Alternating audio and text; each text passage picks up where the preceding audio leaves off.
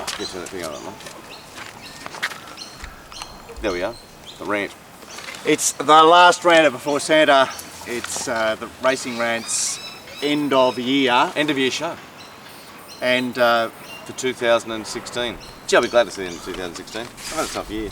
what about, we've got a great email in part 2 from Teeny about Christmas, which I'm sure you'll love, Glenn.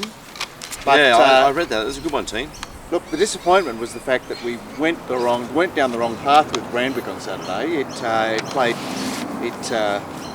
played nasty towards the event that we were taking with Randwick. We got sort of, I know I'm making excuses at the top of the show, which is a bit ordinary, but nevertheless, it wasn't your classic Randwick. It was a strange Randwick, wasn't it? Oh, it was very odd, and it's living proof to everybody out there that when you're going to gamble, you have to keep an open mind on conditions. I went there just so like, this is a heavy 9, I've found all the wet trackers. Well, I tipped in the right lanes. I tipped terribly all day and did my absolute frigging clacker, so I've had to cancel Christmas. Yeah, well, I'm going for the sharp end of the market, and I didn't find much either. So, it was just a tough day, really. I mean, I'm glad the races were on, but like, you just got to go there and you got to walk out to the wicket, be prepared to bat, but just because you think this bloke can't bowl, I don't know. Fucking racing drives you. Yeah, it does drive you mad. Now, we got to Randwick, and I've never seen anything like that track. The colour of it, the appearance of it was amazing. Maybe they should have drug tested the track. Navesh might have been given the tractor gear all week and greened it up. Yeah, so we got to Randwick, race 1, the highway race, and there's gate 1. Just pokes up there. He didn't actually lead. He sat inside the other two and stayed hard fence and pissed in. Absolutely pissed in. Other horses just didn't look like they were even participants. And I thought, oh, here we go. This looks a bit tricky here today. Yeah, well, that was that was like a clarion call, wasn't it? Look out, guys. Change your ammunition. Yeah, I don't think you'd form a conclusion off that race, but they were legless, weren't they? Well, okay, that's fine. Don't form a conclusion off one race. But what was the pattern on the day? Because Peter Key, who's a keen bean and was at the Christmas party, he said leaders and inside all day. Was it that? Like, we saw Kinsachi win and you thought, well, that looks like it's supposed to look. Fucking hell, it rated so bad. I was in a coma on Saturday. Oh, has anyone got anything to get there? Like, I'm saying you've got to look at those wins in reference to the other horses in the race. So that's why I'm giving you a question mark on the way the track was playing, because what does race 1 tell you? They're all muppets, okay? When Moher won, I thought that was an indication that maybe something was going on. Yeah, but they went quite slowly. Mo got complete control. He was chased by a horse that Glenn had already poured scorn on the previous show. And race 3, She Will Reign, well, that was just clearly the best horse in the race, so I don't know what conclusion we're forming there. And then Kinsashi wins from sort of a different style run, but the O'Shea stable seems to be flying at the moment. Yeah, and who are you against there? Look at Butterboom, Song of Laughter, Heady Heights, question marks, Yuma Desert, Chewed Up, Imposing Lass first up. Hard to sort of define what I'm looking for on this program. Yeah, I can't get a straight out read on the track. I know that inside barriers have done much better than I ever anticipated they would. Look, I mentioned in the first race, Glenn, on the previous show that Isla Tristana, who looked to have lots of aces, but was coming out of a race that perhaps was a bit. Well, it's proven to be a bit pooey. The bookies were very, very happy to say, well, let's see if we can get $1 out of this tiger by the tail. I think the bookies think like that, or it's the marketplace reaction. The bookies can't lay it, so they keep turning it. So therefore, the punters. Okay, but someone's got to drive a price on a horse. So I'm saying the punters do that. Maybe it is. It's not the bookies. The bookies just feed the market. If someone wanted to back Tiger by the tail to win any amount of money in the ring, everybody bookie would have said them to win 5,000. That's all. And there just wasn't one of those punters, so the bookies just keep reaching it. I don't think the bookies get it in their head to lay it. I think the marketplace just reacts to no money for it. But surely most players have got a horse that they think is the soft one in the race, and it's like, this is my chance for the race if it eventuates. Certainly early doors with the corporates, like the Tab are quite opinionated, William Hill are quite opinionated. I suppose. In that way, they're going, I want to be ahead of the market on this horse. I've got an opinion. I'm a fucking idiot. You reckon maybe the only figure in the first is Isla Tristina? There was a bit of a separation in the field there. Yeah. She was not carted into that race, but yet again, it's a case of if you're a back marker, you need to get a premium on a back marker because things need to go right for them. You know, $7 to $4.80 down Dowder. It never looked a place chance at any time during the race.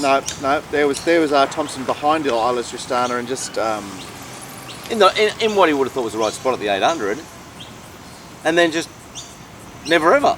Yeah. Well, what else were you going to find other than things out of the Isla Tristana race? Oh well, People okay. just So, went but someone's found the winner. Like the winner has been tried. Mr. Bon Job was tried. Trades Hall was tried. That would be well tried. Basically saying, hang on, like these favourites. Or Dowder was tried. We're 6 minutes in. We're still talking about race 1. Are we fucking mental? There's something wrong with us. Yeah, that's why people watch the show. They want fucking analysis, don't they? Race 2, then we saw More Than Fabulous, heavily backed. Unbiased, they decided what was okay because Barrier 1 won the first, but Moa, he just kept trucking. He's deep into his preparation. O'Shea, did he just get a consolation there, Glenn? Yep. Yeah, I think that, Mark, but I don't even like talking about Moa. Redoubtable Heart, completely unwanted. Yeah, it just sort of struggled to pick up, didn't Another it? Waller. Well, Waller, but also off the flat Rose Hill onto a different Randwick, right? There's his Rose Hill form. There must have been opinions floating around going, well, that was Rose Hill, this is Randwick, here's my chance. Yeah. Very wary of Chris Waller's stable out there, punters, just for the next few months. He's had the bad stink again, got off light again. They fined him, 1% of his annual income, so he's got a little bit of the green light. But I think we need to be very wary of Waller runners the next few months, and my tip is that you'd be winning being against them more than being for them. Mind you, I did say that about Jeff Lloyd, and he rides 19 winners every Saturday. Yeah, okay, so you got one. You're Just be wary of Chris. 3 wrong. I just think Chris is in for a quiet period. I think he'd be more, I think instead of concentrating on his horses, he'd be concentrating on his staff and his there's got to be a refocus, hasn't there? A reorganisation. There's a positive swab. Everyone's claiming that they don't know what happened. So obviously, the bottom line, what happened was the horse was presented and tested positive to ice, and no matter who did it, what the story is, no matter how no fault it is of Chris's, because obviously Chris isn't going to touch a horse with ice. We all know that. But if he wants to have a barn full of 8,000 horses and 8,000 customers, he is fucking responsible for every animal that races, and he should have got time. That's all you can say. He's responsible. It's his barn, and also it looks no good too. Concarrick Casadas, we would have given life, and then hung him. I mean, he can't keep getting away with it. What happens if he gets another positive? What do we do? $40,000 fine? Yeah, it's just ridiculous. It'll just be a fine. And because it's not fair. It's not fair. And I was thinking only about it the other day that when he got the 30,000 for the Metrop,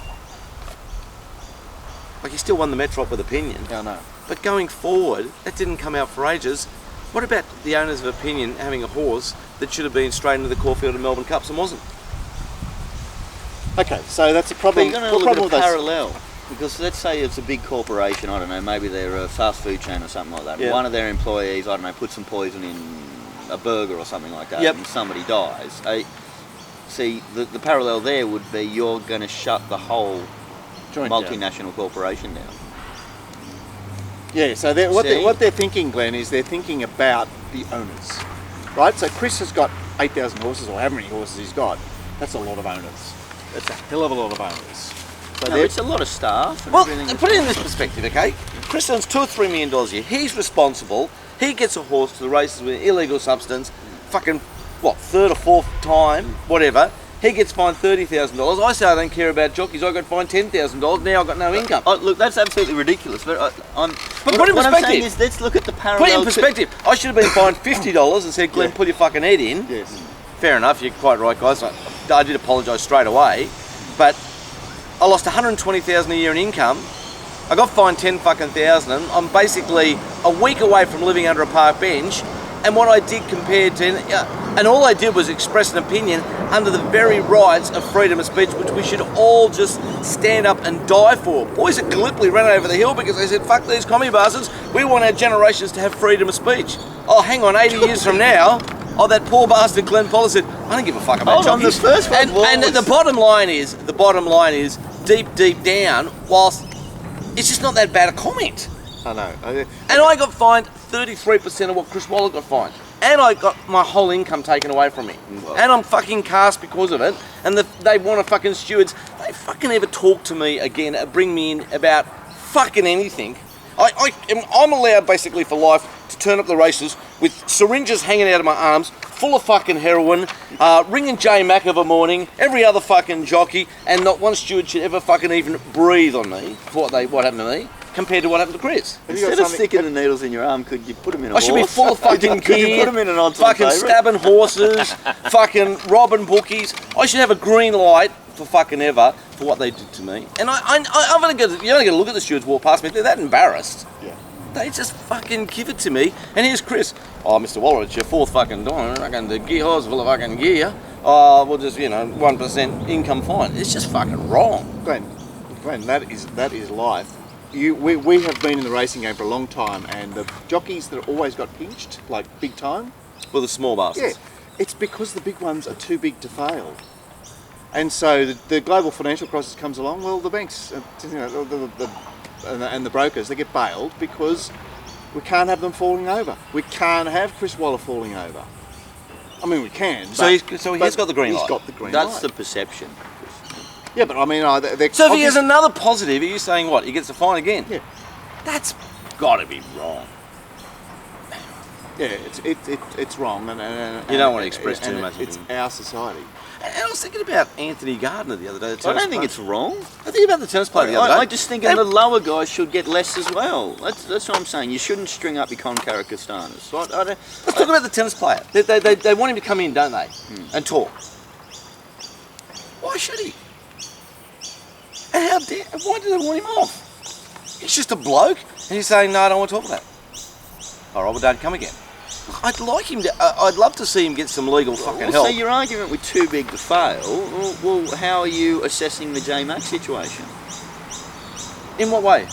Well, he's losing a fortune right now, isn't he? And he's one of the big guys. J-Mac is not employing tons of people, and You just used the parallel of the jockeys, saying the big jockeys didn't get stung. I'm the smaller saying jockeys did. that previously they would tend to attack somebody that had, well, I shouldn't say it, put it that way. I'm just saying that it appeared that the less well-resourced I agree with that, but players. J Mac has been done, so that's an inconsistency.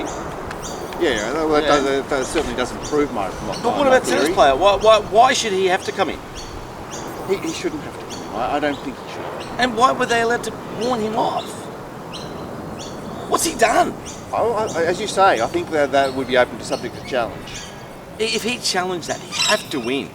Yeah. And he'd win big time plus cost plus money. Yeah. How can he lose? Yeah.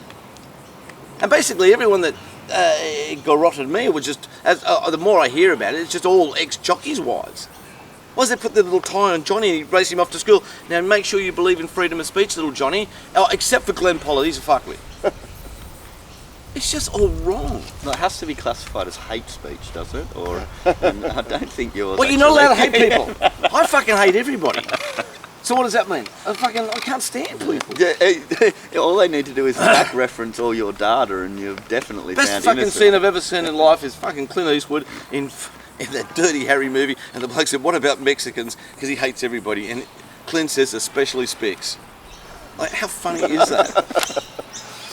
Now, She Will Rain had a posse of very, very happy owners on Saturday. Great watching that, wasn't it? It was golden to watch it. The only thing that upset me was the fact that Gary, and this is the way racing and all sport is these days. So apparently G. Portelli contacted the ATC and said, if I go into this race unraced, how likely am I to get a start? Which is why he then started at Kembla the Saturday before to make sure she got in. Yes. But I'm thinking of the olden days where She Will Rain's trial before it raced was solid, but it wasn't anything like she's shown in her two starts. And so I'm thinking, wow, she goes into that race and it's $5 or $6, and what a betting opportunity. Yeah, well, we don't want racing to be about betting opportunities, Mark. We want the best horse to win every race drug-free and everyone to be blind, drunk, and clap winks and clap black caviar. That's racing these days. They don't want betting. They don't want things $6 to $2. It looks no good. Everything's clean, clean, clean. What are we saying about She Will Run? Because I think she beat up a bad bunch there, but it was I know. Starting point one, it's a restricted sales race, so be careful. Well, the starting point one is you get to number one and you see hot horse in the market from Melbourne, and Gord has been like since Gord's joined the show, he's been the major participant in getting the red pan out and just treating them like scratchings, and it's dead set gold, Gord. It's so beautiful on your mind too. Oh, there it is. Man, fucking son. That's your form. You're done. Like, imagine that. Like, there's 8 runs a race, and the first one, fucking none. Beautiful. Yeah. 12.5% of the race is done. And it's a winning way. So I'm talking about Vinland there, of course. Yeah. He was the most beautiful looking colt. Lovely horse. Never looked like ever getting into the race. And the flip side there is that they become consideration the next start. But Damien on Euro Gold there, I think poor Damien's he's just getting so sick of me asking him how the punt's been this year. I say it every time I see him, and he just goes, please, Pollard, fucking drop off. But Damien, I am interested in your gambling habits here, and I hope you had a winning year. I'm sure you did. The mares race, there was sort of three wanted: Kinsashi, Imposing Lass, and maybe Upscale. And Kinsashi was the only one that stood up. Imposing Lass, D. Oliver just restrained and then back last on the inside. It didn't. Has it got its eye on other things? What's the story? Came back well above itself, but in beautiful order. Yeah, it looked beautiful. But well, that's what everyone from the yard suggested to me. I don't know. Maybe it's because I another prize. I don't know. It's Damien. Anyway, that's just a mare's race. Well done to Kinsashi. She's an honest thing. Well done to Butterboom there too. I thought Butterboom went really well, mapped really well, and it was. I wasn't surprised to see it run such a great race. Especially a perfect example of a horse at 25 to 1 getting a lovely run after the riders coming off a win early in the day. Jay Ford. He won on freestanding. He made Butterboom like so close to victory there. About $30, $34, $35 on Betfair, wasn't it? About 40s at one stage. Yeah. It looked a genuine bet at $41. That's for sure. And then we had the 1.5 mile feature where Destiny's Kiss got his. Well, everyone believed that he had his conditions to suit, which is half the battle, isn't it? And he did, I suppose, in hindsight. But I must admit, I didn't like him. Well, it's one of those horses too that you see. And Glenn, you said, what did you say about that horse on Friday? I said it was like $9 or $12 or whatever it was on Friday. And you said, that's the wrong price. It'll be much shorter than that. Yeah, well, I was right. And then, but I mean, that's the trouble. You see those horses open up at $5 and you go, oh, gee, that doesn't look any good. And that's the problem. And it informs your... You emotionally overreact because... Your disappointment. Short. Yeah. It's like you get a chick home with the pop-up bra, you pull them off and it's have a look at those baggy things. Fuck me. You're fucking horned up, then you drop off. Yeah. What? If you find them tea bags? Yeah, it's just, well, that's what they tell me. I mean, I wouldn't know. How would I know? But I'm just saying, you're a well-informed man for someone who has to live vicariously. I get a lot of mail. Big thank you to all the jockeys wise out there that rang Racing New South Wales about my comments. Thanks for that. Hope Christmas is good for you guys, and don't forget to tell little Johnny that freedom of speech. And keep eating the pudding, Gilsey, for both the boys and you. I've been noticing you all look like that. Okay, so fuck, I'm howling. In the 1.5 mile race, my psychiatrist, isn't she punching way above her weight? Way above her weight, and absolutely flying and parading better and getting stronger. It seems a marvel because that's like she's just been touched off by 3 very seasoned horses. A year from now, she would win that race by 4 lengths. And Not a Gypsy found himself in the market and didn't feature. Glenn, is he with us? Not with us in the parade ring. Really went there keen on it, on form, and didn't even look like having it in their numbers. And the Waller staying effort, I guess that perhaps points to what you were saying earlier. By Beyond Thankful's run 6th and Soviet Courage just ahead of him. I don't think Waller's index linked third last. I don't think. I think we need to be against Waller. I think we've got that many problems in their barns dealing with cameras and angles and people and stewards and everyone walking in and fucking like. I think they've lost. I think they're going to take their eye off the ball, which is training horses.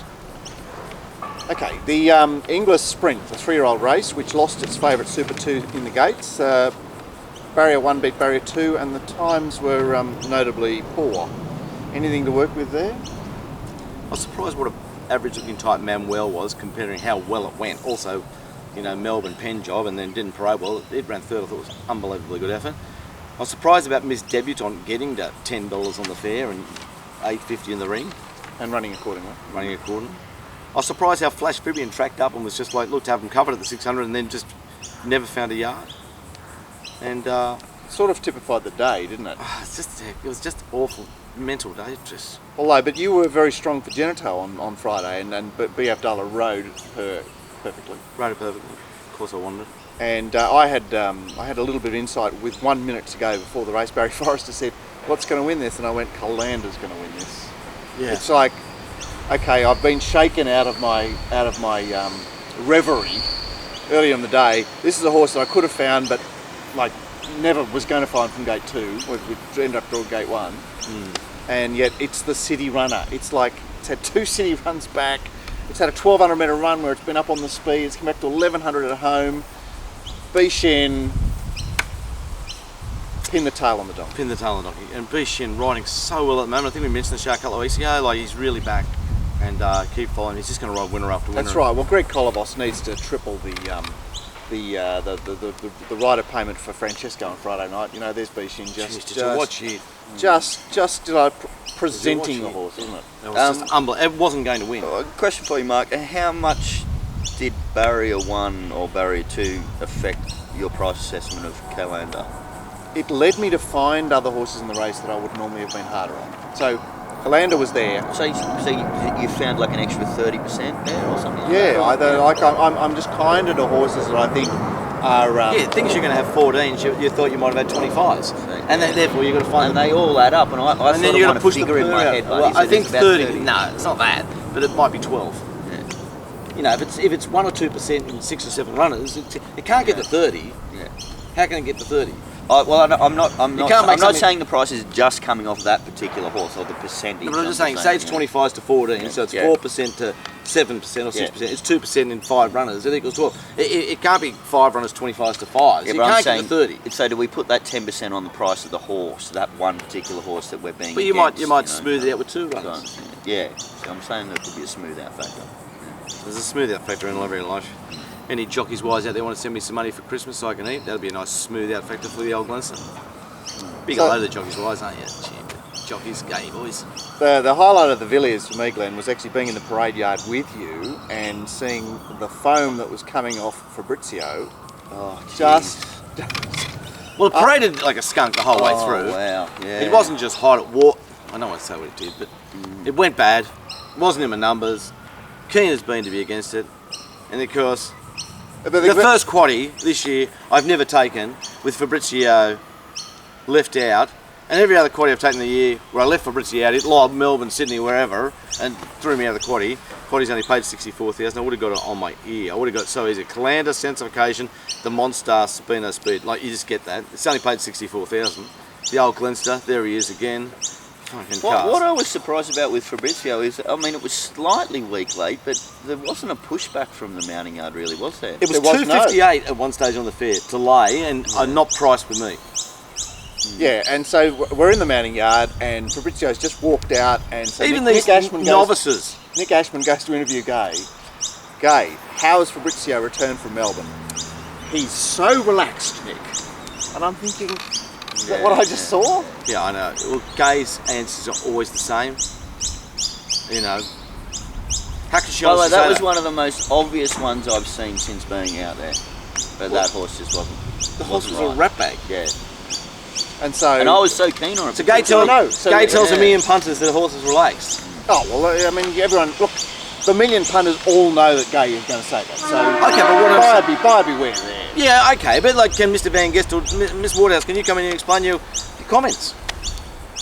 We had our Pollard in for saying he didn't care. Thanks for that, boys. Well done. Have you got anything for the show today, Glenn? It's Christmas week. It's Christmas week, and I have to go to Aldi to steal a pudding. It's not funny. By the way, the Audi puddings are quite nice. This is a seminal race. Okay, so Fabrizio, as someone said to me, it was the greatest place lay of all time because it's going to win or run last. It's going to win or you run nowhere. Great commentary, and I thought about it straight after the race. Centre pivot has run 4. Right out of its thing. Thanks for that, Robbie. 4,000 to 100 a place for the old Glenster, fourth. All right, sorry. What did the import look like, Saracen? And of course, we set a pivot too, 4,000 a place. There was that little Jay Ford field. There he was, Jay Ford. Just going forward for punters. If you get numb nuts up early, numb nuts will ride well all day. Even though I actually quite like Jay Ford as a rider. Yeah, I so do I. But the marketplace hates him. Yeah. All the other punters go, oh, got filthy Jay Ford on it. Yeah. He's a Group 1 winning Well, you've rider. got to like it in reference to whether the market likes it. Yeah, that's true. He's value. He is a positive rider from our point of view. Saracen, the horse that came here with a year and a half off, stayer from France. Lovely horse, nowhere near ready. And a perfect example is European horses look to have 2 to 3 to 5 lengths on our stock here, but we never ever see them at the top of their game. Well, that's an interesting point, isn't it? So they never get to see him long into a pro race. They have 1 or 2 runs, they go back overseas. I think, look after him. I don't know what, and maybe when they come back, they're often 500 days first up. Maybe they've got bad leaks. They come to Australian tracks and maybe they knock up a bit afterwards. We don't get to see them. Yeah, so they're never really a proposition at any stage. Never really. They're sort of just they act as the Nord on the roulette wheel. They do act like the roulette, and you don't get to really follow them or get your money back after you've backed them when they've lost. And they would win plenty of races. I don't know if they just don't stand up to training. If our tracks are so much harder than Europe, I suppose they are. They've been some of them have been in barn for 18 months. What have they been doing? Chewing on hay, eating oats, going for a bit of a run. If they're got their full set, they pervert all the girl horses. Just animals. See, I take that whole situation out of the equation by not being too involved in distance races, because I think they are scary commodities. Send girl $33 out there. Second preparation with overseas horses, you have to consider them, don't you? For sure. I suppose the more I think back on my whole 36 years, someone said to me, "Who's the best horse you've ever seen?" It's the Melbourne Cup 5-time runner. What was it called? Red Cadeau. It's the best horse I've ever seen. He just turns up. He races in Japan. Go to England, over to America. Never ever had the lead up in Australia that all the winners have had. 2 seconds. There it is. So you're saying as a type as well, or just off form? It's a beautiful horse, but when you think about him, Yeah. The best horse I ever saw as a type, ever, I was in Shartin. I saw Dylan Thomas run. And he walked past me, and my right knee fell from underneath my body. It was like, I nearly had to run somewhere and hide. He was like a big hippopotamus. He was the most magnificent animal you've ever seen. Big wide eye. Can't say that I was much enamoured of his the sort of stuff that he sired out here. Yeah. As a horse, though, just unbelievable. Anyway, do we have to talk about the Monster beating Survival? Because honestly, no. That's I'll say one thing about that. non-race. His Majesty's always a lay at those kind of prices. I think we talked about it at the races, didn't we? Like, it's a horse you want to be on when it's over 8. No, we were talking about another horse, but I know what you mean. But it's interesting, the other thing about these horses is, His Majesty at Randwick, perhaps it's not really a track that suits him, or we've seen his best at Rosehill, or maybe he just hasn't been in the suitable races. Every horse in the market there, Shiraz, Kuro, and Ins and Outs, and all hard in the market. They've all not run a place, never looked like running a place. There's His Majesty to do the job with 3 of the main combatants out of the race, and they couldn't do the job. Yeah, it's a sick feeling. And then we finished off with the last, which was a war of attrition between the lead and outside lead for the last half of the race, and they're all nonnies behind them. That's a great advertisement for the fact that the lower the grade, the more being up on speed is to your advantage. Because honestly, they're just, Zukonig and Cecil Knight are honest runners from the Snowden Yard that are provincial horses, and there they were. Absolutely fantastic, Pearl, which I've been following of Marks for ages. Lower the grade, More the speed map comes into play. Band forward is just so important. They just can't run the sectionals, can they? They've got no turn of foot. Yeah. They've got no turn of foot. Anyway, there's our last preview. What about realised potential being favourite? It's just a weird day, wasn't it? Yeah, it was a weird race. I think the market was struggling in that race. And Careless Glenn, is there a comment there? He's only had 2 runs back from Newnham. Is he shaping all right, or is it? He is shaping all right, and it's just it's a tick for the Martin Newnham stable. He's getting second-hand horses. Trained a winner on Wednesday with Anisha. Obviously, I think since the day he started training, his horses have always paraded well. I'm sure he's just going to be a real big success. Mark, just whether he can. Where does he fit in the trainers' pantheon? What sort of? He's going Jason Toyle, or no? I'd say no. He'll have more success than Jason, because Jason's a better trainer, but he just continually puts whoever on. And he's just so loyal and such a nice bloke, Jason. He's a nice bloke you've met. No, I'd say Mark would fit in just maybe a length behind Bjorn Baker. Okay, well, that's about it. So in that 7th, 8th, 9th, 10th spot, you know, he's never going to be Waller, Waterhouse or Snowden, and I'm sure he doesn't want to be. And he's just going to find a little spot. But look, the Punters Show and now Racing Rant has only been interested in one thing. Now, unless, I hope I don't get fined, but the whole idea of this show is we only care about punters and improving all of our games so we can all keep betting. That's what the Punters and the Racing Rant's always been about. Yeah. You know, that's all I care about. Please don't bring me in again because, all right, find me another 20,000. Warn me off. I'm just an awful fucking person. And that's all we care about. So going forward, I think Mark Newman is someone who you can put a tick next to when you're doing your form for value and for punting dollar. Okay, that's the end of part 1. We'll be back with the viewer feedback in part 2. What about Peter Roble? I think he's